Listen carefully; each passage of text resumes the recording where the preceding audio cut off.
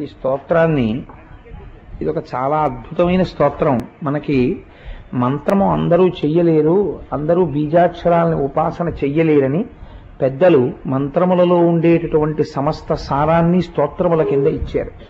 అలా సాధారణంగా జగద్గురువులు ఋషులు చేసిన స్తోత్రాలు శక్తివంతములై ఉంటాయి. ఈ స్తోత్రానికి ఉన్న గొప్పతనం ఏంటంటే ఇది స్వయంగా దేవతలందరూ కలిసి వైకుంఠానికి వెళ్ళినప్పుడు లక్ష్మీదేవి కేవలం లక్ష్మిగా కాకుండా ఎన్ని రూపాలతో ఆవిడ వారికి దర్శనమిచ్చిందో ఆ వాళ్ళ దర్శనాన్ని పొందుతూ చేసినటువంటి స్తోత్రం. అందుచేత ఇది చాలా శక్తివంతమైనటువంటి స్తోత్రము. ఇది చదువుకోవడం వల్ల అపారమైన ఐశ్వర్యము కలుగుతుంది, భగవంతుని పాదముల యందు భక్తి కలుగుతుంది. పెళ్లి కాని మగపిల్లలు చదువుకుంటే మంచి భార్య వస్తుంది, బిడ్డలు లేని వాళ్ళు చదువుకుంటే బిడ్డలు పుడతారు. మీరు అవన్నీ స్తోత్రంలో విందురు గాని ఇంత మంచి స్తోత్రం సాధారణంగా ఆఖరణ వచ్చింది ఏదో అది అమృతం కదండి. క్షమస్వ భగవత్యంబ క్షమాశీలే పరాత్పరే శుద్ధ సత్వస్వరూపే చ కోపాది పరివర్జితే ఉపమే సత్వసాధ్వీనాం దేవీనాం దేవపూజితే త్వయా వినా జగత్సర్వం మృత్యుతుల్యం చ నిష్ఫలం సర్వసంపత్స్వరూపత్వం సంతుష్టా సర్వరూపిణి రామేశ్వర్యధిదేవీత్వం త్వత్కళా సర్వయోషితః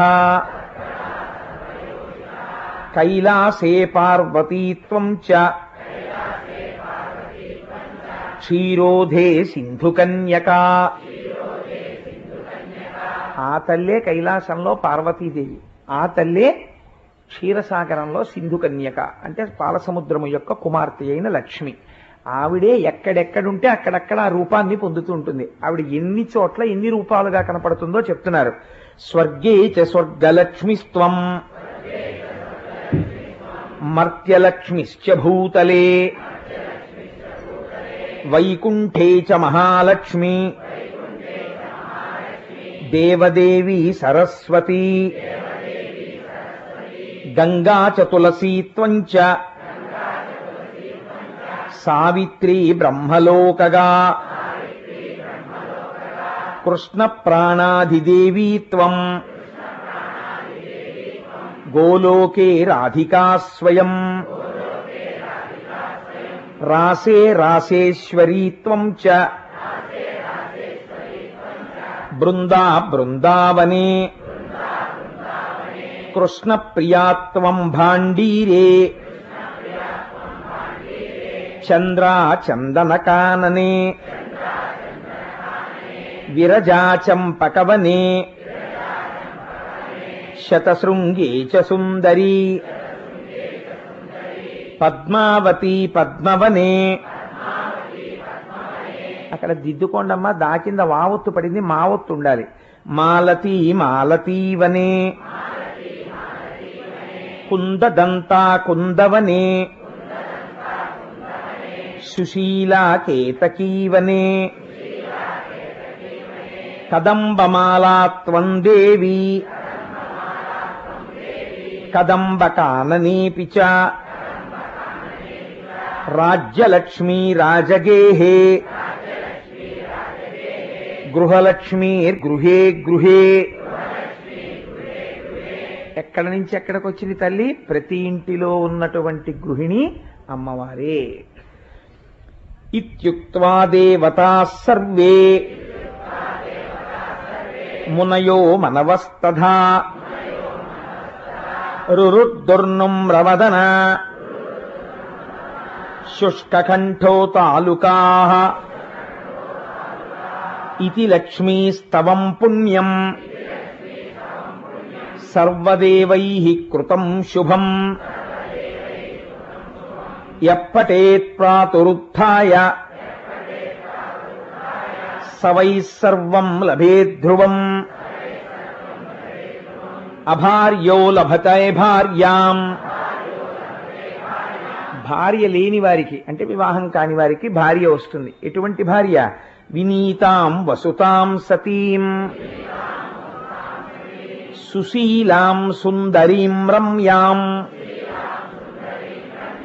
అతి సుప్రియవాదినీం, పుత్రపౌత్రవతీం శుద్ధాం, కులజాం కోమలాం వరాం. ఒకవేళ వివాహమై ఇంకా బిడ్డలు కలక్క బాధపడుతున్న వాళ్ళు ఈ స్తోత్రాన్ని భక్తితో ప్రతిరోజు చదివితే అపుత్రో లభతే పుత్రం, వైష్ణవం చిరంజీవినం,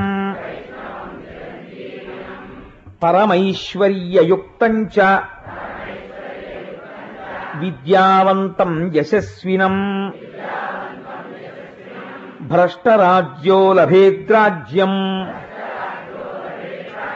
భ్రష్టశ్రీర్లభతే శ్రియం. రాజ్యమును అనగా భూమిని పోగొట్టుకున్నవాడు భూమిని పొందుతాడు, ఐశ్వర్యమును పోగొట్టుకున్నవాడు తిరిగి ఐశ్వర్యాన్ని పొందుతాడు. హతబంధుర్లభేద్బంధు, ఒకవేళ బంధువులను పోగొట్టుకున్నవాడు తిరిగి బంధుగణాన్ని పొందుతాడు. ధనభ్రష్టో ధనం లభేత్, ధనము కలుగుతుంది, ఉన్న ధనము నిలబడుతుంది, ఇంకా ఐశ్వర్యము కలిగి వృద్ధిలోకి వస్తాడు.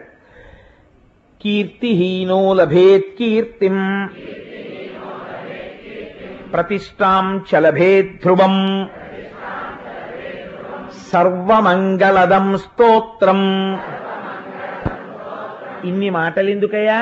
ఈ స్తోత్రం ఎవడు చదువుకుంటున్నాడో వాడికి సర్వమంగళములను అమ్మవారు కటాక్షించి తీరుతుంది. సర్వమంగళదం స్తోత్రం, శోక సంతాపనాశనం, శోకమును సంతాపమును పోగొడుతుంది ఈ స్తోత్రం. హర్షానందకరం శశ్వత్, అంటే హర్షమును అంటే సంతోషాన్ని ఆనందాన్ని రెండింటినీ కల్పిస్తుంది. ధర్మ మోక్ష సుహృత్పదం, ధర్మబద్ధమైన నడువడిని చిట్ట చివర మోక్షమును ఇప్పించగలిగినటువంటి అద్భుతమైన స్తోత్రము. చక్కగా ప్రతిరోజు ఇంట్లో ఎంతోసేపు పట్టదు మీరు చదువుకుని మీ పిల్లలకి నేర్పి, మనం చేసేటటువంటి స్థుతిని బట్టి అమ్మవారి అనుగ్రహాన్ని బట్టే మనకు వైభవాలన్నీ కలుగుతాయి. చేత ఇది